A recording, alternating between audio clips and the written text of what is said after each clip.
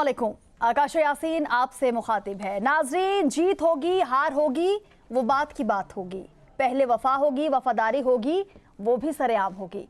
गिलगित बल्तिस्तान की वादियों में आज नारों की गूंज अपने आखिरी मोड़ पर है। पहाड़ों के साए तले सियासी काफिले अपनी आखिरी सदाएं बुलंद कर रहे हैं और हर जमात अवाम के दिलों तक पहुंचने की कोशिश में मसरूफ नजर आती है। कहीं वादों के चिराग रोशन किए जा रहे हैं तो कहीं माजी के हिसाब किताब खोले जा रहे हैं। 7 जून की पोलिंग से पहले इंतखाबी मुहिम का पर्दा गिरने वाला है और अब फैसला वोटर के हाथ में है। दियामर से हुंजा तक, गिलगित से स्कर्दू तक हर हल्का अपनी अलग अलग कहानी सुना रहा है। सियासी जलसों की गर्मी, इल्जामात की तेजी और तरक्की के दावों के दरमियान लाखों वोटर इस लम्हे के मुंतज़िर हैं जब बैलेट बॉक्स खुलेंगे और ये तय होगा कि आने वाले बरसों में गिलगित बल्तिस्तान की सियासी समत कौन मुतय्यन करेगा। प्रोग्राम के दूसरे हिस्से में हम बात करेंगे इस्लामाबाद के ऐवानों में एक नई तस्वीर बनाई जा रही है। बरसों से मुख्तलिफ कमरों में बिखरे इख्तियारात को एक छत तले लाने की तैयारी हो रही है। विफाकी दारुल हुकूमत को सिर्फ सरकारी दफातर का शहर नहीं बल्कि एक ऐसे जदीद मरकज में बदलने का ख्वाब सजाया जा रहा है जहां फैसले भी करीब हों और सहूलतें भी। मुंतखब इलाकाई हुकूमत, नई असम्बली, मरबूत इंतजामी ढांचा और डिजिटल निज़ाम जैसे मंसूबे इस ख्वाब का हिस्सा हैं। हुक्मरानी के पुराने नक्शे पर नई लकीरें खींची जा रही हैं ताकि बढ़ती आबादी के तकाज़ों का जवाब दिया जा सके। क्या यह मंसूबा कागज से निकल कर इस्लामाबाद की गलियों और इदारों तक पहुंच पाएगा या नहीं? प्रोग्राम के तीसरे हिस्से में हम बात करेंगे आलमी सियासत की हंगामा खेज मंजर में पाकिस्तान एक ऐसे पुल की सूरत उभर रहा है जो मुख्तलिफ समतों को जोड़ने की कोशिश कर रहा है। एक तरफ वाशिंगटन और तेहरान के दरमियान राब्तों की बातें हैं तो दूसरी जानिब मशरिक़ वस्ता में बढ़ती कशीदगी के साए हैं। अमेरिका, ईरान, रूस और खित्ते के दीगर खिलाड़ी अपने अपने मौक़िफ़ के साथ मैदान में मौजूद हैं, जबकि सफारतकारी के दरवाजे भी पूरी तरह बंद नहीं हुए। मुआहिदों, बयानात और जवाबी दावों के सिलसिले में पाकिस्तान का किरदार आलमी तवज्जो हासिल कर रहा है। बदलते हालात में ये सफारती रफ्तार कहां तक जाएगी और क्या मुज़ाकरात के रास्ते खित्ते को इस्तेहकाम की नई मंजिल तक ले जा सकेंगे या नहीं? हमारे एक्सपर्ट्स भी इस वक्त हमारे स्टूडियोज में मौजूद हैं, जिनमें शामिल हैं असगर चौधरी साहब, तारिक सुमेर साहब और सरदार फैजान। बहुत शुक्रिया आप सभी का वक्त देने के लिए। तारिक सुमेर साहब, प्रोग्राम का आगाज इस वक्त सर मैं आपसे करना चाह रही हूँ। सर, गिलगित बल्तिस्तान इलेक्शन जो होने जा रहे हैं, हम देख रहे हैं तमाम सियासी जमातों के जो मेन चेहरे हैं वो इस वक्त वहाँ पर मौजूद हैं और उसके साथ साथ हम ये भी देख रहे हैं कि जीबी इलेक्शन जो सियासत है उसमें खलचल देखी जा रही है। इत्तेहादी जो हैं उनकी आपस में जो बयानबाजी हो रही है वो समझ से बाहर है। मतलब बिलावल भुट्टो जरदारी जो है वो नून लीग पे तीर बरसाए जा रहे हैं और साथ साथ ये भी कह रहे हैं कि तीर पर मोहर लगाएं। और दूसरी जानिब से यही कुछ हो रहा है कि भाई यहाँ पे जो जीतेगा वो शेर ही जीतेगा, सो शेर पर निशान लगाया जाए।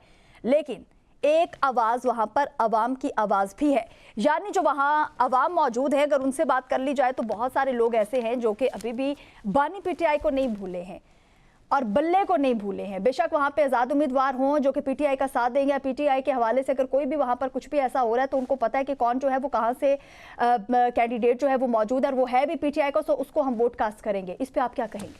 शुक्रिया काशा, आपने बड़ा तवील सवाल किया है तो जवाब भी थोड़ा सा तवील होगा, सब्र से आपको सुनना पड़ेगा। जी सर। ये बड़ा अहम खित्ता है गिलगित बल्तिस्तान। इसको माजी में शुमाली इलाका जात का नाम दिया जाता था और 1935 में भी बरतानवी राज था यहाँ, फिर डोगरा राज आ गया, फिर 1 नवंबर 1947 को मकामी लोगों ने और स्काउट्स ने जद्दोजहद करके इस खित्ते को आज़ाद कराया। चूँकि मसला कश्मीर की वजह से इस खित्ते की बड़ी अहमियत है और उस वजह से इसे पाकिस्तान के सूबे का दर्जा भी मुकम्मल नहीं दिया गया। वहाँ के अवाम को पाकिस्तान की असम्बलियों में भी नुमाइंदगी नहीं उस तरह मिलती, तो ये बड़ा दरीना मुतालबा चला आ रहा था वहाँ के अवाम का। और 1974 में जनाब जुल्फ़िकार अली भुट्टो साहब ने पहली मरतबा कुछ इस्लाहात मुतारफ़ कराई थी जिसमें जागीरदारी निज़ाम और रियासती हुक्मरानी के बाद पुराने ढांचों का ख़ात्मा एक वहाँ किया गया। फिर ये सिलसिला चलता रहा। परवेज़ मुशर्रफ साहब का दौर हुकूमत आया तो मुझे याद है निसार मेमन साहब मिनिस्टर थे, तो उस ज़माने में पहली मरतबा कुछ इलेक्शंस का वहाँ माहौल बनाया गया और मुकामी सतह पे एक चीफ़ एग्जीक्यूटिव का अहदा क्रिएट किया गया। हालांकि इनको वजारत अमूर कश्मीर उस वक्त कंट्रोल करती थी, एक चीफ़ सेक्रेटरी और एक IG जो है वो सारे इख्तियारात का मालिक होता था। फिर अवाम ने डिमांड की तो पीपल्स पार्टी ने एक मरतबा फिर आगे बढ़ी और 2009 में पीपल्स पार्टी ने गिलगित बल्तिस्तान के हवाले से एक आर्डर इशू किया जिसके तहत वहाँ पहली मरतबा असम्बली के इलेक्शन हुए और वज़ीर आला और गवर्नर के ओहदे कायम किए गए। कमर ज़मान कायरा पहले गवर्नर बने। फिर ये सिलसिला चलता रहा, 2015 में नून लीग आ गई, उन्होंने भी थोड़े से इख्तियारात और बढ़ाए। फिर सी पैक का मनसूबा आया तो प्रोजेक्ट बड़े बने।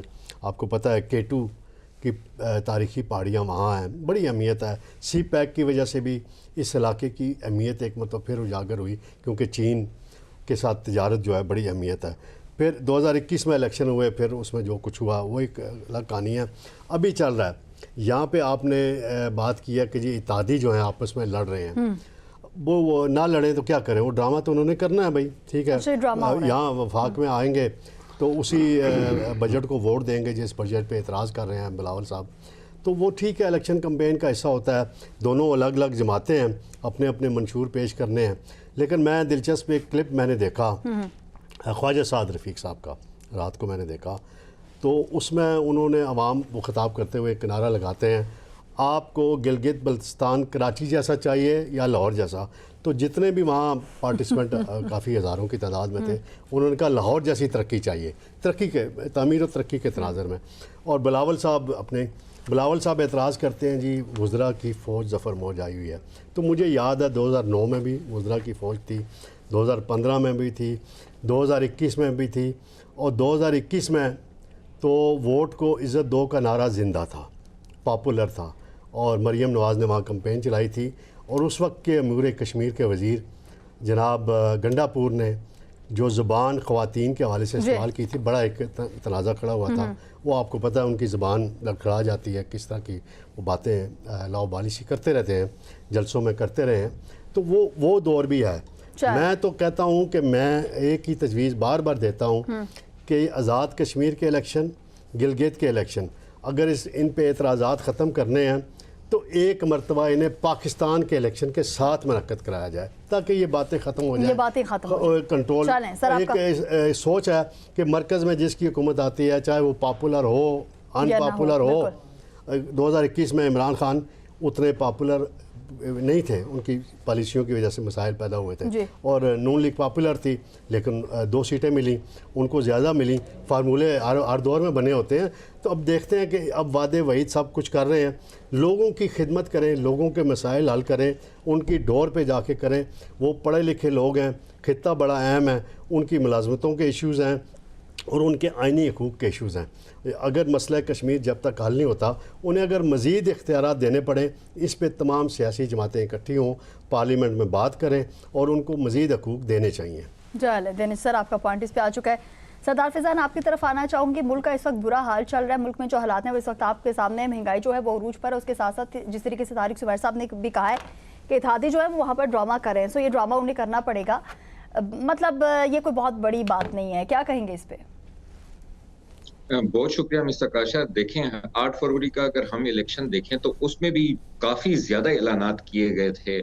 200 यूनिट बिजली जो है वो फ्री के ऐलानात किए गए थे। वो ऐलानात जो है अभी तक सिर्फ ऐलानात ही हैं। गर्मी आ गई है, आप देख रही हैं कि बजट भी आने वाला है, इसमें बिजली जो है वो मजीद महंगी करने का एक इम्कान है। तो हम अगर गिलगित के इलेक्शन भी देखें तो तमाम फौज जो है, जैसा कि तारिक सुमैर साहब ने भी कहा कि वफाकी वज़रा की तमाम फौज वहां पे पहुंची हुई है, पीपल्स पार्टी के तमाम लीडरशिप जो है वो वहां पे पहुंची हुई है। 9 लाख से 9 लाख समथिंग जो है वहां पे 9,53,000 वोटर हैं। 9 मखसूस जी 9,53,480 वोट हैं। बिल्कुल ऐसा ही है। तो गिलगित बल्तिस्तान को जो है ये एक पहला मौका होगा कि वहां की आवाम को सही वोट का हक जो है वो नहीं दिया जाएगा, क्योंकि देखें पाकिस्तान की जो सबसे बड़ी पार्टी है वो पाकिस्तान तहरीक इंसाफ है। ना उनके पास इंतखाबी निशान है, ना पार्टी का उनके पास नाम है। आजाद उम्मीदवार के तौर पे वो जो है वो मैदान में उतर रहे हैं। तो ये गिलगित के अवाम के साथ भी ज्यादती है और पाकिस्तान की अवाम के साथ भी ज्यादती है, और वहां के लोगों के साथ और पाकिस्तान तहरीक इंसाफ के साथ ये बहुत बड़ा एक जुल्म जो है वो हम देख रहे हैं।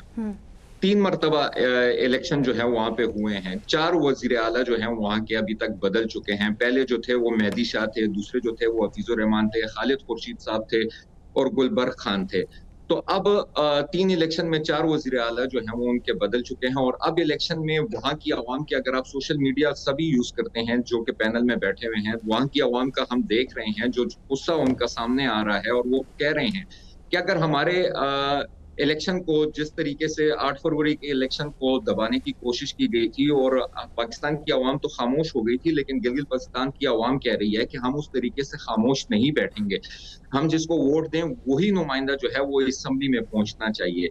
तो ये तमाम चीजें हैं, उनके जो सबसे बड़े राइट्स हैं उस पे देखना ये है कि जो भी हुकूमत अब आती है, क्या वो उनके राइट्स पे काम करती है, उनकी आईनी हैसियत उनकी बहाल होती है, गवर्नेंस के उनके मसाइल हैं, उनके सेहत के, सीपैक का जो वहाँ से रूट गया हुआ है, फिर वहाँ के मदनियात के मसाइल हैं, रोजगार के वहाँ के लोगों के पास जो है वो सबसे बड़ा मसला है। आपने ये भी देखा है कि जो लेवल प्लेइंग फील्ड है वो भी जो है गिलगित बल्तिस्तान के इलेक्शन में जो है वो नहीं दी जा रही। एक तरफ वीवीआईपी प्रोटोकॉल हम देखते हैं, सिक्योरिटी देखते हैं, और दूसरी जानिब जो है लोगों को बाहर निकालना हम देख रहे हैं कि गिलगित की बाउंड्री पे जाके उनको छोड़ा जा रहा है। तो ये कौन से इलेक्शन हो रहे हैं? ये इलेक्शन नहीं, बल्कि एक मरतबा फिर हम कहेंगे कि एक मरतबा फिर जो है वो गिलगित बल्तिस्तान में सिलेक्शन की जा रही है। इसको इलेक्शन का कहना जो है वो मुनासिब नहीं होगा। इलेक्शन में तो तमाम लोगों को हक होता है, वो लोग अपने तरीके, अपने जो उनके नुमाइंदे हैं उसको चुनने का आवाम को हक दिया जाता है कि वो अपने नुमाइंदे जो हैं वो चुने। इसमें बज़ाहिर ऐसा नहीं लग रहा, तो हुकूमत भी कह रही है, उनके इत्तेहादी भी कह रहे हैं कि तमाम लेवल प्लेइंग फील्ड जो है वो दोनों जानिब जो है वो दी जा रही है, लेकिन बज़ाहिर इस तरीके से नहीं नजर आ रहा। क्योंकि अगर नजर आता तो वो वहाँ की आवाम में इतना गुस्सा नहीं पाया जाता। वहाँ पे जिस तरीके से मतलब अवामी गुस्सा जो है वो भी से सामने आ रहा है, जिस तरीके से जिस तरीके से नवाज शरीफ वहाँ पे जलसे कर रहे हैं, उस तरीके से पीटीआई की जो लीडरशिप है उस तरीके के उनके जलसे जो हैं वो हम नहीं देख रहे। चले तो सर, ये एक सदात फैजान आपका पॉइंट इसमें आ चुका है। चले सर, सॉरी इंटरव्यू, लेकिन आपका पॉइंट आ चुका है इस पे। बहुत शुक्रिया। आगे बढ़ूंगी, असगर चौधरी साहब आपकी तरफ आना चाहूंगी। सर, इस वक्त जिस तरीके से तारिक सुमैर साहब भी कह रहे हैं कि ये मतलब बातें जो है वो होती रहती हैं, मतलब ये ड्रामा जो है वो किया जाता है, सो वो ड्रामा इस वक्त वहाँ पे हो रहा है, लेकिन उस ड्रामे की पीटीआई को हरगिज़ इजाज़त जो है वो नहीं दी जा रही। लेकिन वहाँ के अवाम अगर कह रहे हैं कि 8 फरवरी जिस तरीके से इलेक्शन जो था वो चोरी हुआ था, वो चीज़ें अगर यहाँ पे होती हैं तो वहाँ के अवाम जो है, आप क्या समझते हैं किस किस्म का उनका रिएक्शन जो है वो सामने आ सकता है? जी बहुत शुक्रिया आकाशा। बिल्कुल ज़ाहिर है कि जिनका मैंडेट है वो अपने वोट की हिफाजत करेंगे और उनकी कोशिश होगी कि वो फॉर्म 45 अपने पास रखें। और अभी तक जो हमें बज़ाहिर लग रहा है, देखें जो पूरे गिलगित का जो रजिस्टर्ड वोटर है ना, हमारे यहाँ तो एक एक हल्के के इतने वोटर होते हैं, 9-9, 10-10 लाख, 12-12 लाख। तो मुझे नहीं, मेरा नहीं ख्याल कि इस हद तक वहाँ पर हो सकता है कि जो 8 फरवरी यहाँ पर दोहराया था। गो कि अब भी यही बात है कि जो इंतखाबी निशान हैं वो भी उसी तरह ही हैं, आलू, बैगन, टमाटर, बेलना, इस तरह के इंतखाबी निशान दिए गए हैं, और यही कुछ 8 फरवरी को भी हुआ था। लेकिन इस पर मैं समझता हूँ कि कुछ न कुछ जो कमज़ोरी है वो पाकिस्तान तहरीक इंसाफ की अपनी भी है। क्या सिर्फ इल्ज़ामात की हद तक बात नहीं होनी चाहिए। ग्राउंड अगर आपको इंतखाबात हो रहे थे तो ग्राउंड के ऊपर पहले भी काम करते हैं, और आप भी जाके वो इलेक्शन कमीशन में जो आपको वो केस लगा हुआ है उस केस को आप जाके प्रॉपर तरीके से लड़ें। फिर लाहौर हाई कोर्ट में जो आपने एक स्टे लिया हुआ है चेयरमैनशिप के ऊपर, वो स्टे वहाँ से हटाएं, दोबारा इलेक्शन कराएं, तो मामलात इस तरह भी हो सकते हैं। मैं ज़रा थोड़ा सा तारक साहब की जानब रुख ज़रूर करना चाहूँगा। जी बिल्कुल। देखिए आकाशा, बात यह है कि सर आप बड़े हमारे 9 लाख वोटर्स हैं वहाँ के तकरीबन, ठीक है, और तकरीबन 9,000 के करीब लीडर उधर जा चुके हैं, जो जा रहे हैं मुसलसल। छोटे लीडर, निक्के लीडर, बड़े लीडर, बड़े लीडर, दरमियाने लीडर, हर साइज के लीडर वहाँ पर जा चुके हैं, ठीक है। और पता नहीं इन लीडर्स को पहले ख्याल क्यों नहीं आया कि वो जरा जाएं। पीटीआई के शहबाज शरीफ भी गए हुए हैं यार, पीटीआई के शहबाज शरीफ, शुक्र है बैरिस्टर गौर को आपने जाने दिया ना। पीटीआई के शहबाज शरीफ है ना, असद कैसर को आपने रोक लिया, जुनेद को आपने रोक लिया, ठीक है। वो तो सलमान अकरम राजा के साथ आपने क्या किया वहाँ पर, ये मैसेज दे रहे हैं आप, ये फ्री एंड फेयर इलेक्शन हो रहे हैं, ये लिविंग प्ले फील्ड है, कुछ तो खुदा का खौफ मियां साहब ने एनओसी ले लिया था सर। और कल जो मैं तकरीरें बड़े गौर से सुन रहा था, मैं उस जानब आ रहा हूँ, उन्होंने कहा जी कि आपको गिलगित लाहौर जैसा चाहिए या कराची जैसा। आप ज़रा हमें अपने नून लीग के दोस्त ये बता दें, चले तारक सुमैर साहब इधर मौजूद हैं, ये बता दें क्या गलगित से स्कर्दू तक जो है वो ऑरेंज चलेगी या मेट्रो चलेगी, और दूसरा क्या गलगित का भी सारे जंगल तबाह होंगे, पहाड़ियाँ वहाँ से ख़त्म होंगी, उसे प्लेन करेंगे, वहाँ पर रावी के ऊपर भी कोई रावी भी वहाँ पर निकालेंगे, वहाँ पर भी कोई सोसाइटी बनाएंगे। खुदा का खौफ करें, अब एक लाहौर तो आपसे संभाला नहीं जा रहा है, चंद इक़दामात करके सड़कों की सफाई करके आप समझते हैं कि बस दूध और शहद की नहरें आ गई हैं। तारक साहब इस तरह नहीं है में देख लें सर, मैं वही कह रहा हूँ ना, मैं तो हर एक पार्टी की यही बात कर रहा हूँ, वो क्या पीपल्स पार्टी हो, अच्छा ये पीपल्स पार्टी हो, नून लीग हो या पीटीआई हो। मेरे कप्तान ने भी, आपको याद है कि इलेक्शन से पहले एक 100 रोज़ा प्लान दिया था, अब पता नहीं वो प्लान कहाँ पर गया, क्योंकि 100 रोज़ा में हमें कुछ नज़र नहीं आया था, सिर्फ बढ़ के ही हमें नज़र आई थी, इसके अलावा कुछ नहीं था। काशा जो सबसे दिलचस्प बात है ना, मेरे मुल्क की सियासी जमातों का ना पूछें, इनके जो इंतखाबी वादे हैं ना वो हाथी के दांत की तरह हैं, खाने के और दिखाने के और। इंतखाबात से 10 दिन 15 दिन ऐसे ऐसे वादे होंगे और फिर अगले जो 5 साल हैं ना या 4 साल हैं वो भूल जाएं कि उनमें से कोई एक भी वादा पूरा हुआ हो। न तारक साहब बैठे हुए हैं, बड़े दावे करते रहते हैं, बड़ी तारीख निकाल के बताते हैं। आपको पता कोई एक बता दें, आपको पता चीफ मिनिस्टर का कैंडिडेट कौन है? एक बता दें कि वहाँ पे सर मुझे तो उससे गर्ज ही नहीं है ना। मैं तो कहता हूँ जो आप वादे करते हैं कि गलगित को लाहौर जैसा बनाने का या कराची जैसा आप उसे बनाना चाहते हैं, खुदा के लिए गलगित को गलगित रहने दें, स्कर्दू को स्कर्दू रहने दें, खपलू को खपलू रहने दें। अवाम का जो जिसको वोट दे उस का एहतराम होना चाहिए। और मैं सिर्फ एक फ़िक्रा इसमें ऐड करूंगा आकाशा, जून और जुलाई बहुत अहम है।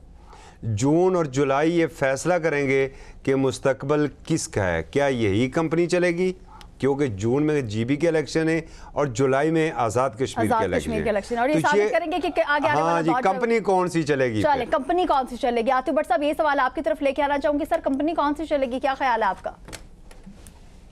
सबसे पहले तो बहुत शुक्रिया। ये जो जीबी इलेक्शन की बात हो रही है, अगर हम तारीख उठाकर देखते हैं तो जीबी की जो हुकूमत है वो वही होती है जो मरकज में हुकूमत होती है, और जो मरकज का वहां पर इतना ज्यादा किरदार होता है, इतना रोल होता है कि वो उसको डिनाई नहीं किया जा सकता। और जब पाकिस्तान जैसे मुल्क में आज तक शफाफ इलेक्शन मुमकिन नहीं हो सके, तो ये तो कंट्रोल्ड बाय फेडरल गवर्नमेंट है, तो ये कैसे जो है वहां पर आजादाना इलेक्शन होंगे। असगर चौधरी साहब जो बात कर रहे थे पीटीआई के हवाले से, नो डाउट कि पीटीआई को वहां पर लेवल प्लेइंग फील्ड जो है वो नहीं मिली। वहां पर जो पीटीआई के क्राउड पुलर लोग हैं उनको वहां पर जाने की इजाजत नहीं दी गई। इसके मुकाबले में आप जो नून लीग की जानिब से जलसे किए गए हैं वो सामने दो कुर्सियों की लाइनें लगाकर इस तरह बैठाई हुई एक लंबी सी लाइन जो है वो दिखा देते हैं। तो ये वहां पर वाज़े तौर पर नजर आ रहा है कि नून लीग की वहां पर मकबूलियत क्या है, दिखा देते हैं और लाइव चला भी देते हैं। और हैरान कुन तौर पर आपको वो रिजल्ट जो है ना, फिर इसके बरक्स जो है वो आपको जब ये इलेक्शन होगा इतवार की रात को, ये खुद ब खुद रिजल्ट जो है वो नजर आएगा। अब आ जाते हैं बिलावल भुट्टो जरदारी जो है वहां पर बड़े धुआंधार खिताबात कर रहे हैं और उनकी जानिब से बड़े ऐलानात किए जा रहे हैं, लेकिन उनका एक जुमला जो है उस पर वो जो है वो जरूर करना चाहिए गौर कि उन्होंने कहा कि हमने जीबी में फॉर्म 45 की हुकूमत बनानी है, फॉर्म 47 की नहीं। इसका मतलब है कि जो 47 का हवाला उनकी जानिब से दिया गया है वो पाकिस्तान का हवाला दे रहे हैं, वो कोई इंडिया का हवाला नहीं उनकी जानिब से दिया गया। तो वहां पर भी ये जुर्रत करें हुकूमत से अलहदा हो जाएं। बिलावल भुट्टो को आप मशवरा दें कि फेडरल गवर्नमेंट से अलहदा होने की जुर्रत करें, सदर का ओहदा भी छोड़ दें, स्पीकर का, चेयरमैन सेनेट का भी छोड़ दें, गवर्नर भी छोड़ दें, फिर छोड़ दें। ओहदा क्यों छोड़ें? देने का क्या मतलब है? लेकर आए ना, मजे सारे ले रहे हैं हर चीज के। तारक सुमैर साहब, आप और मैं एक सहाफी हैं और हम सिर्फ तजिया कर सकते हैं। आपको भी पता है कि नून लीग में भी आपकी बात कोई नहीं सुनता, और इसी तरह ना तो मेरी पीपल्स पार्टी बीट है और वो मेरी बात क्यों सुनेंगे, और शायद मेरी इतनी अप्रोच भी ना हो। तो इसलिए ये जो आप थोड़ा सा नरम गोशा रखते हैं ना, पीपल्स पार्टी को कहें, तो आपका नरम गोशा जरूर है, लेकिन क्या नून लीग आपको एक्सेप्ट करती है? सबसे बड़ा सवाल ये है। और क्या पीपल्स पार्टी मेरी तजवीज मानेगी, जबकि उनके पास इतने बड़े मास्टर माइंड है? लेकिन ये सब जो है जो कठपुतलियां बैठी हुई है पार्लियामेंट में, वही जो है वो अब गए हैं। अगर आप इतना वो कानून की बात करते हैं, पाकिस्तान की बात करते हैं, पाकिस्तान के बनाए हुए आइन के तहत जो उसका मतहत एक आइन की रोशनी में जो कवानीन बनते हैं, आप इसकी हमायत करेंगे या नहीं करेंगे कि उन कवानीन पर अमल दरामद होना चाहिए? क्या मुंतखब MNAs को वहां पर जाकर ये इंतखाबी मुहिम चलानी चाहिए? क्या मुंतखब वजीर आजम जो है उनको जाकर वहां पर इफ्तिताह करना चाहिए था जब इलेक्शन शेड्यूल अनाउंस हो चुका है? जो नवाज शरीफ है, जिनकी तकरीब रूनुमाई जो है वो गिलगित बल्तिस्तान में जाकर हुई है और उसके बाद उनकी तकरीब रूनुमाई जिनीवा में हो रही है, वो जो चंद घंटों के लिए गए हैं, तो क्या नवाज शरीफ MNA नहीं है? और जो नवाज शरीफ की जानिब से ये कहा गया है ना, अब मुझे क्यों निकाला, वो उनका असल में वो बात खत्म हो चुकी है। उसके बाद इलेक्शन हुए, उसके बाद जो है वो यानी कि वो हुकूमत खत्म हो चुकी है जब उसको निकाला गया था। अब वो कह रहे हैं कि ये जो वजीर आजम की फहरिस्त में तीसरी बार मुझे वजीर आजम बनाना था, उस फहरिस्त से क्यों निकाला? अब उनका ये था उसका असल मकसद।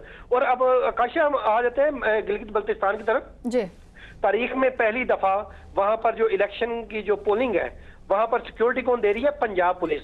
पंजाब में हुकूमत किसकी है? पंजाब में IG कौन तकर्रर करता है? पंजाब का चीफ सेक्रेटरी कौन है? ये किसके बताया था? ये तमाम तर जो पुलिस है, ये आपको भी पता है और ये तारिक सुमैर साहब को भी पता है। क्यों नहीं सिंध की पुलिस जो वहां पर लगाई गई, KPK की पुलिस लगाते? हालांकि KPK का IG भी लगाने का इख्तियार वफाक के पास ही है, सिंध का भी, लेकिन नहीं, इनको अपने एतमाद के लोग वहां पर लगाने हैं। और बिलावल भुट्टो पहले ही ये कह चुके हैं कि हमने फॉर्म 45 की हुकूमत बनानी है, 47 की नहीं। तो इसका मतलब है कि वहां पर फॉर्म 47 जो है वो रिवाइव होगा। अब जो GB की अवाम है वो पाकिस्तान की निस्बत ज्यादा जो है वो एहतजाज करती है और उस पर डट जाती है। और GB की अवाम अपने वोट को, अपने असल मेंबरान को मुंतखब करने के लिए जो उनके वोट होंगे, वो ये उसके खिलाफ जो दांधली होगी उसको कैसे रोकती है, अब ये GB की अवाम पर है। ताहम अब जो तारिक सुमैर साहब से मैं ये तारिक सुमैर साहब को आखिरी जुमला ये जरूर कहूंगा कि तारिक सुमैर साहब, आप एज अ जर्नलिस्ट जो है वो आप नून लीग के ऊपर जो तनकीद होती है या तारीफ होती है, उसको एज अ जर्नलिस्ट लिया करें। ये जो अभी आपको भी बतौर तर्जुमान ना लिया करें, आपको भी नजर आ रहा है कि वहां पर जो कुछ हो रहा है, और आपको ये भी पता है कि वहां पर जो 2021 का याद है आपको? 2021 में वहां क्या हुआ था? वो तारीख नहीं, माजी को याद रखना चाहिए ना हर एक को। 2021 में क्या हुआ था? अगर आप जब वोट को इज्जत दो का नारा जिंदा था तो उस वक्त क्या हुआ था? तो दावे वादे किए जा रहे हैं ना, उससे और उस वक्त के वजीर अमूर कश्मीर ने क्या कुछ नहीं किया था, वो सब रिकॉर्ड पर है। थोड़े से अग्रेसिव हो गए, पानी पिलाते हैं तारिक सुमैर साहब को। सो एक शॉर्ट ब्रेक का हमारे साथ रहिएगा।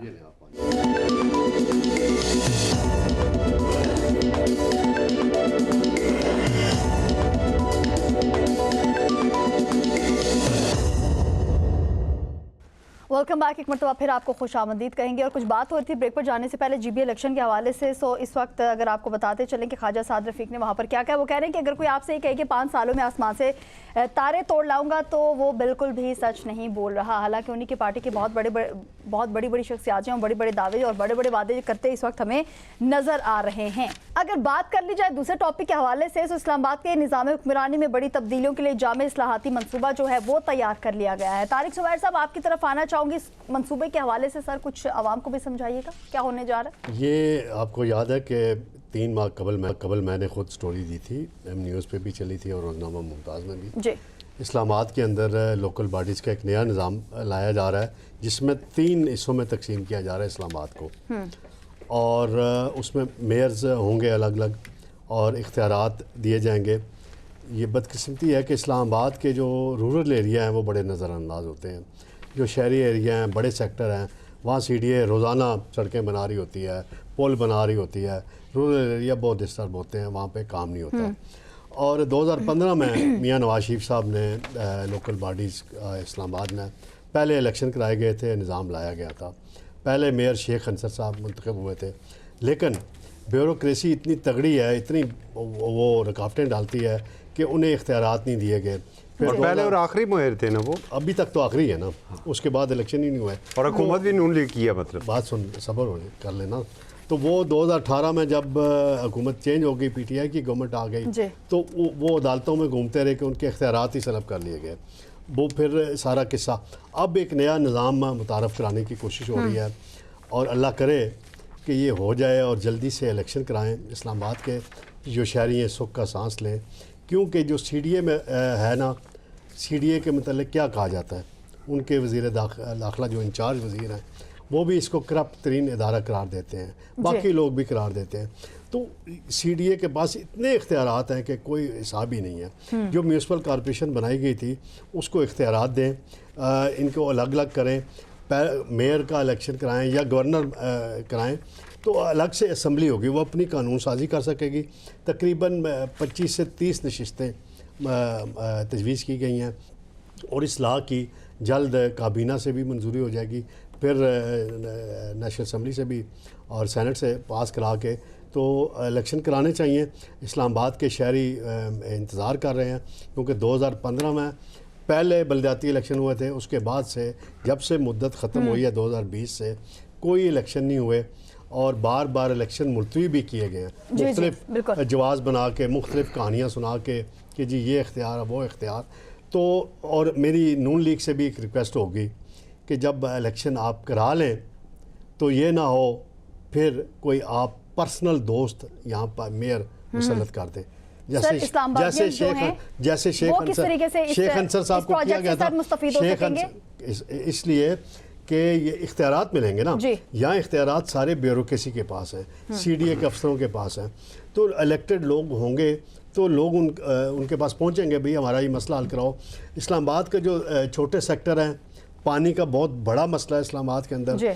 जो दही इलाके हैं वहाँ हेल्थ का है, एजुकेशन का है, सड़कों का मसला है। आपको पता है कि चक शहजाद से आगे निकल जाएं तो क्या हालात होते हैं, फिर दूसरी तरफ निकल जाएं हमारे श्याम रोड से आगे, मिसरियाल रोड से आगे निकल जाएं तो वहाँ क्या हालात होते हैं। जो इस्लामाबाद है, जो छोटे सेक्टर हैं, वहाँ की सड़कें इतनी मुश्किल से मरम्मत की जाती हैं, वहाँ कोई सहूलत नहीं है। बस इस्लामाबाद हम मेन जगह दिखाते हैं कि बड़ी डेवलपमेंट है, बड़ी नए नए पुल बनाते हैं, अशराफिया के सेक्टर। तो इस हवाले से संजीदा मैं आखिरी जो बात करना चाह रहा था कि नून लीग की क़यादत से यही है कि कहूँगा कि जब आप मेयर करें या कोई भी पार्टी इलेक्शन जीते तो वो मकामी जो जेन्युइन सियासी वर्कर हो उसको इस ओहदे के लिए नॉमिनेट करें। यह ना हो कि जैसे शेख अंसर साहब को स्पेशल सीट पे मेंबर कौंसलर बना के उन्हें मेयर बनवा दिया गया था क्योंकि वो दोस्त है ख़ास लोगों के, तो इसलिए तो जेन्युइन बंदा होगा तो वो सही तरीके से मसाइल हल कर सके। सर असगर चौधरी साहब आपकी तरफ आना चाहूँगी, इस्लामाबादियंस जो हैं किस तरीके से इस प्रोजेक्ट से मुस्तफ़ीद होने जा रहे हैं, सर ज़रा खुल के बताइएगा। आकाशा में क्या बताऊँ, फिर तारक साहब माइंड कर जाएंगे। बात करता हूँ दिल पर बात ले जाते हैं जी। आकाशा, बात ये है कि जब तक इस्लामाबाद के लोग बानी PTI से मोहब्बत करते हैं ना इस्लामाबाद में बल्दियाती इलेक्शन होंगे, ना कोई नया सिस्टम आएगा। जब PDM की हुकूमत आई तो इंतखाबात शेड्यूल्ड थे इस्लामाबाद के, और पोलिंग से एक रोज़ कबल मॉर्निंग में पोलिंग है और शाम को एक ऑर्डर आ गया इलेक्शन कमीशन से जी कि इस्लामाबाद के बल्दियाती इंतखाबात मुलतवी किए जा रहे हैं। आतफ भट्ट साहब इस चीज़ के गवाह होंगे। और इस वक्त तक 4 मरतबा शेड्यूल आया और मुलतवी हुए, क्योंकि पता है क्या, जब वो रिपोर्ट्स मंगवाई जाती हैं ना मकबूलियत की सर्वे, तो वो सर्वे कोई इतने अच्छे नहीं होते, तो वो खा गए इस्लामाबाद के शहरियों की किस्मत वो सर्वे। देखिए बाबू बैठे हुए ना CDA के बाबू, मैं बिल्कुल तारक साहब की इस बात से इत्तेफाक करता हूँ। अब वहाँ पर बड़े बाख्तियार वज़ीर हैं मोहसिन नकवी साहब। मोहसिन नकवी कोई आम वज़ीर नहीं है, इंतहाई बाख्तियार वज़ीर हैं, लेकिन मजाल है कि CDA में उनकी भी चलती हो, क्योंकि बाबू हैं, मन मौजी हैं, मन मर्जी करते हैं। दिल आया तो काम किया, दिल नहीं आया तो उसी फाइल में कोई ना कोई ऐसा नुक्ता उठा दिया कि मिनिस्टर साहब भी मजबूर हो जाते हैं कल कहीं मैं ना फंसा जाऊं, इसलिए इसको रहने दे साइड के ऊपर। थोड़ी सी एक बात करते हैं। देखें अभी डॉक्टर तारक फजल चौधरी बहुत अच्छे दोस्त भी हैं तारक सुमैर साहब के, आपके नहीं है? अच्छे दोस्त हैं, अच्छे दोस्त हैं, और इत्तेफाक की बात है कि मैं उनके हल्के का वोटर ज़रूर हूँ, लेकिन आप वोट चूँकि कौमी अमानत होती है इसलिए मुझे बताने की ज़रूरत नहीं है। लेकिन उनके जो हल्के की बात है, और दूसरा तारक साहब चूँकि चाय आप पीते हैं, मैं तो आपको पता है मैं कॉफ़ी पीता हूँ, तो कॉफ़ी उनके पास होती नहीं है। बात जो मैं असल मकसद ये है कि अगर सिर्फ मैं एक MNA का आपको हवाला दे रहा हूँ, वो भी शहर इक़्तिदार का जो वज़ीर आज़म हाउस से 15 किलोमीटर का फासला है सिर्फ उस एरिए का। इंतहाई बुरी हालत है, इंतहाई बुरी हालत। और जब से वो इंतखाब जीते उसके बाद उन्होंने मुड़ के उधर का रुख नहीं किया है। और करें भी क्यों भाई? फिर लोग ठीक बात करते हैं ना कि अगर आप आवाम की वोट लेकर आए होते तो आप आवाम में दोबारा जाते। समली डैम पानी इशू इंतहाई शिद्दत इख्तियार कर चुका है। पानी का बिल जो पहले 200 था यकमुश्त वो 1000 रुपये कर दिया। सड़कों की इंतहाई बुरी हालत, सेवरेज की इंतहाई बुरी हालत। थोड़ा सा सिर्फ अगर मैं इसे लिंक करूँ इमरान खान के साहब के दौर से, तो इमरान खान साहब के सिंपल एक दफ़ा बात हुई थी, अली नवाज अवान थे और उन्होंने सारी स्ट्रीट को वहाँ पर बना दिया था। वो लोग ग्राउंड के ऊपर तवज्जो देते थे। बेसिकली मियां नवाज शरीफ के वीएन और शहबाज शरीफ की जो लीडरशिप है उसके असल दुश्मन तो उनके अपने बैठे हुए हैं। जो लोग जिन हल्कों से मुंतखब हुए हैं वो तवज्जो देते नहीं हैं। अवाम की नफ़रत जो है वो सिर्फ़ और सिर्फ हुकूमत की जानब जाती है और निशाना बनते हैं फिर मियाँ शहबाज शरीफ साहब हों या मियाँ नवाज शरीफ साहब हों। तो ज़रूरत इस बात की है कि ज़रा मियाँ साहब को चाहिए कि अपने काबीना के जो अरकान हैं, जो हलकों के नुमाइंदे हैं, उनसे भी पूछे कि भाई आपने हल्के में अब तक क्या किया है। कोई एक काम मुझे बता दे जो अपने हल्के में आप करके आए हो। चलें सर, इस पे आपका पॉइंट आ चुका। जी तो नाज़रीन, यहाँ पर वक्त एक शॉर्ट ब्रेक का, हमारे साथ रहिएगा।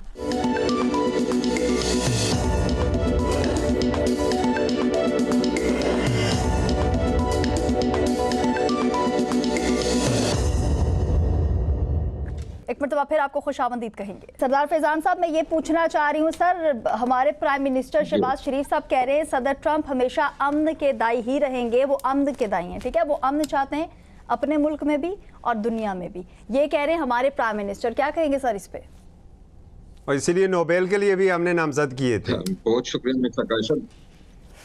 हाँ, तो अब इस पे क्या ही बात करें। मतलब सदर ट्रंप के हमने अमन की मिसालें जो हैं वो अनकरीब हमने देख ली हैं कि किस तरीके से उसने दुनिया को एक जंग में जो है वो धकेल दिया है। अगर हम देखें जो मुआहिदा ओबामा के दौर में हुआ था वो एक ठीक ठाक मुआहिदा था। अब ट्रंप जो है वो इस तमाम शिकंजे में जो है वो ट्रैप हुए हैं और अब उनको समझ नहीं आ रही कि किस तरीके से वो इस ट्रैप से बाहर निकलें। क्योंकि ईरान के साथ तो जो उनकी मुआहिदों की बातें चल रही हैं, चीजें चल रही हैं, अब ईरान भी जो है वो अपनी आहिस्ता आहिस्ता पॉलिसी चेंज करने लगा है। अब कोई नई हिकमत अमली जो है वो ईरान बनाने लगा है, जिसमें उन्होंने हिजबुल्लाह को, यमन के हूसियों को, इराक के शिया इत्तेहादियों को साथ लेकर एक नया लाएअमल बनाया है, जिसमें अपना होम्स के कंट्रोल के साथ साथ उन्होंने नए हिकमत अमली के तहत बाबुल मंदब की मुमकिना अहदाफ भी जो है वो उन्होंने बीच में शामिल कर दिए हैं। ये जो है ये बहर-ए-अमर और नहर स्विस की जानिब जाने वाली आलमी बहरी तिजारत का एक अहम गुजरगाह है। तो ये अब ट्रंप की एक अमन की एक मिसाल ये भी है कि उन्होंने किस तरीके से ईरान को मजीद जो है वो पावरफुल कर दिया है। साथ ही साथ वो कभी एक बयान करते हैं, कभी दूसरा बयान देते हैं। अभी तक जोरी मसाइल जो है वो उन्होंने ईरान के साथ हल कर लिए हैं, हॉर्मुज़ का मसला हल कर दिया है, यूरेनियम का मसला हल कर दिया है। ईरान ने अब हमने देखना ये है कि इस जंग में जीत जो है वो किसकी हुई है, ईरान की हुई है या अमेरिका की हुई है। अमेरिका ने ज्यादा कुछ हासिल किया है या ईरान ने हासिल किया है? हमारे जो प्राइम मिनिस्टर साहब हैं वो तो कहेंगे, लेकिन साथ में हमने ये भी देखना होगा कि ट्रंप जो है वो क्या कह रहे हैं। ट्रंप भी तो बार बार इन्हीं की तारीफें कर रहे हैं, लेकिन साथ साथ पिछले दिनों उन्होंने एक बयान दिया था कि मुश्तबा खामनाई के साथ उनकी जल्द मुलाकात जो है वो मुतवक्के है। अच्छा, जिसके आपने पूरे खानदान को खत्म कर दिया एक ही दिन में, और आप उसके साथ मुलाकात की भी ख्वाहिश रखते हैं, आप ये भी समझते हैं कि वो आपके साथ जो है वो आके बैठ जाएंगे और मुआहदे पर दस्तखत भी वो आपके साथ करेंगे। दूसरा एक पॉइंट बीच में ऐड करना चाहता हूं कि ईरान के और रूस के जो 25 अरब डॉलर के जो जोहरी मुआहदे हुए हैं, तो ये एक अहम एक पेशरफ जो है इन दिनों में सामने आई है कि एक तरफ ईरान के ऊपर पाबंदियां लगाई जा रही हैं, दूसरी तरफ रूस जो है वो 25 अरब के मुआहदे जो हैं उसके MOU जो है वो साइन कर बैठा है। तो ये दुनिया जो है, ये जियोपॉलिटिकल जो है निज़ाम जो है, ये हमने देखना होगा कि ये पाकिस्तान का इस टाइम पे क्या रोल इसमें रहा है और पाकिस्तान इस टाइम पे चाह क्या रहा है। पाकिस्तान को इस टाइम पे देखें, पाकिस्तान कुछ अमेरिका आ नहीं जो रहा है है वो और पाकिस्तान का के रोल साथ इसमें बहुत आम रहा है, जिस पे दुनिया में बात करें। आतिफ, चलें सर, इस पे आपका पॉइंट आ चुका है। आतिफ भट्ट साहब, एक लास्ट कमेंट सर आपसे लेना चाहूंगी, कहां से अमन के दाई हैं डोनाल्ड ट्रंप साहब? सर आप भी जरा इस पे रोशनी फरमाइएगा।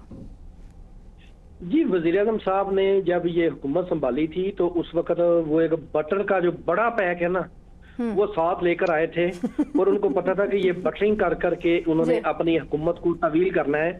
और ये जो अमेरिका की बटरिंग है, जो माजी में इमरान खान भी कह चुके हैं कि हुकूमत गिराने और से मुतल्लिक जो साइफर का जिक्र अक्सर करते होते हैं, तो अमेरिका का एक किरदार होता है। इनको पता है कि खुशामद करेंगे और अमेरिका के साथ मामला सेटल रहेंगे तो पाकिस्तान में हुकूमत जो है उनकी कायम रहेगी। अब पाकिस्तान की 25 करोड़ आवाम को सब जानते हैं कि डोनाल्ड ट्रंप कितना बड़ा अमन का दाई है जी, या अमन का बेड़ा गर्क करने वाला बंदा है। और इसके बावजूद हमारा एक शख्स है जो अपने इक्तदार को तूल देने के लिए, और पता चले कि ये तीसरी बार फिर उनको नोबल इनाम के लिए जो है उनको ये इनका फिर वो ऐलान जो है वो कर दे पाकिस्तान की जानिब से, वज़ीर-ए-आज़म पाकिस्तान। हाँ, जो अमेरिका के साथ वो किया जा रहा है, अमेरिका की जानिब से ईरान के साथ जो किया जा रहा है, वो सबको पता है। बार बार इस पर बात हो चुकी है, कैसे इस हवाले से मुज़ाकरात हो रहे थे, कैसे मुज़ाकरात के दौरान ही अटैक कर दिया गया 2 बार ईरान के ऊपर। फिर ईरान जब उनसे मुज़ाकरात के लिए बैठा तो उसके बाद आए रोज बयानात बदलते हैं, आए रोज मुतालबात चेंज करते रहे हैं। तो वो एक तरफ जंग हार कर भी जंग जीतने के लिए अपने मुतालबात मनवाने के चक्कर में है, और जो ईरान की हुकूमत है या उसके जो सिर्फ अफवाज है या अवाम है, वो इस वक्त मुतहिद हो चुके हैं। और अमेरिका चाहता है कि किसी तरह वो फातेह करार देकर वहां से ये जंग समेटी जाए, लेकिन ईरान उनको फातेह करार नहीं दे रहा। और ऐसे बयानात अमन के दाई डोनाल्ड ट्रंप के लिए, तो वज़ीर-ए-आज़म जो है वो अपना झुकाव एक तरफ ये साबित कर रहे हैं अमेरिका की तरफ, और ऐसे में जब ये सालिस का किरदार अदा कर रहे हैं और मुज़ाकरात को यहाँ पर डील करते हैं, और ये मैं तो वज़ीर-ए-आज़म साहब के इस बात पे बल्कि काफी बातों से इत्फाक नहीं करता। वो अक्सर जो बटरिंग करते हुए अगले को खुश करने के लिए, लेकिन आतिफ भट्ट साहब देखें ना, पाकिस्तान की आखिर जो कोशिशें थी वो जंग रखवाने में तो कामयाब हुई ना। वो वक्त जब चंद घंटे रह गए थे। हमारी दुआ है। आतिफ भट्ट साहब एक सेकंड आतिफ भट्ट साहब, प्राइम मिनिस्टर का जो स्टेटमेंट है ना, वो इंडिया और पाकिस्तान की जंग बंदी के तनाजर में है। आप उस हद तक रखें, इसको बाकी चीजों से ना लिंक करें। उन्होंने इधर भी तो हमारी बातें सुनी है, यही बात की है, 1 साल हो गए ना, उस पे बात की, 1 साल हो गए, उस तनाजर में उन्होंने उसको कहा है। देखिए, हम मुस्लिम लीग नून के और ये पहली दफा नहीं कहा, 50वीं दफा कह रहे हैं, जरूर देते हैं। जो एंगल ये पेश करते हैं ना, वो शायद पाकिस्तान का कोई भाई एंगल वो क्या लाइव कवरेज हुई है उसकी, सुन ले आप, इंग्लिश सुन ले आप, फिक्रे सुन ले इंग्लिश में जो प्राइम मिनिस्टर के थे। चलें जी आतिफ भट्ट साहब। और मैं आकाशा आखिर में यही बात कहूंगा कि डोनाल्ड ट्रंप जैसा पागल शख्स ना तो इस सुपर पावर में होना चाहिए था अमेरिका के पास, और इस पागल शख्स की बात सुबह कुछ, दोपहर कुछ, शाम को कुछ अनगाइडेड मजाइल नहीं भट्ट साहब, हमारे दोस्त हैं वो यार, इतनी अच्छी मार्केटिंग हमारी करते हैं पूरी दुनिया में। देखें, तारक सुमैर साहब अगर इस तरह का उनकी हमायत करते हैं ना वीजा लेने के लिए, उनकी तो बात दुरुस्त है। चौधरी साहब, आपने शायद अमेरिका नहीं जाना, तो इसलिए आप खरीद नहीं मैंने नहीं जाना है, लेकिन मार्केटिंग तो हमारी अच्छी कर रहे हैं ना। लेकिन जो भी मार्केटिंग है, पाकिस्तान ने वो फतह ली थी, वो मार का जीता था, तो तभी डोनाल्ड ट्रंप जो है वो उसकी कामयाबी का ऐलान करता है और हमारी तारीफ करता है। मगर ना पाकिस्तान, जो इंडिया ने अगर ये किया होता या जो भी हुआ होता, तो ये कभी भी डोनाल्ड ट्रंप हमारी इतनी खुशामद ना करता। वो इसीलिए वो खुशामद कर रहा है कि उसको पता है कि पाकिस्तान एक पावर है।